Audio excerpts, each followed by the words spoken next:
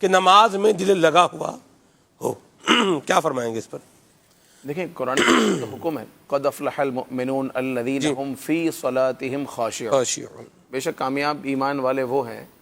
کامیاب ہو گئے وہ ایمان والے جو اپنی نمازوں میں گڑ گڑاتے ہیں۔ الذین هم فی صلاتهم خاشعون، جن کی نمازوں میں خشوع ہے، جو اپنی نمازوں میں گڑ گڑاتے ہیں۔ تو خشوع دل کا نماز میں لگا ہونا، ظاہری آداب کا خیال رکھنے کے ساتھ ساتھ بندہ باطنی طور پر بھی رب کریم عز و جل کی طرف متوجہ ہو اور اپنے دل کو حاضر رکھے اللہ کی بارگاہ میں، اور جس طرح بتایا گیا کہ یہ حال ہو کہ اس کے دائیں کیا ہے بائیں کیا ہے،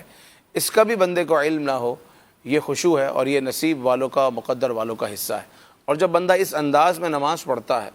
ایسی برکت ملتی ہے، ایسا اسے عروج ملتا ہے، ایسی روحانیت ملتی ہے، ایسا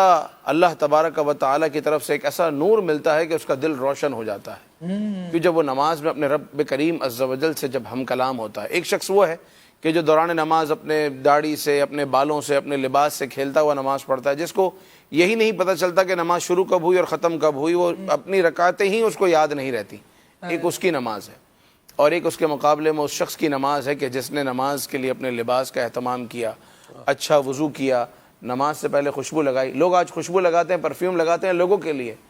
حق یہ ہے کہ بندہ نماز سے پہلے عطر کا اور خوشبو کا استعمال کرے کہ وہ رب کی بارگاہ میں حاضر ہو رہا ہے۔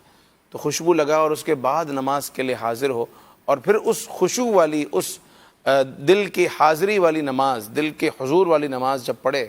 تو پھر اللہ تبارک و تعالیٰ اس کے لیے دنیا بھی روشن کر دیتا ہے، اور آخرت میں تو جو اس کے درجات ہوں گے وہ تو یہ بندہ قیامت کے دن اپنی آنکھوں سے دیکھے گا۔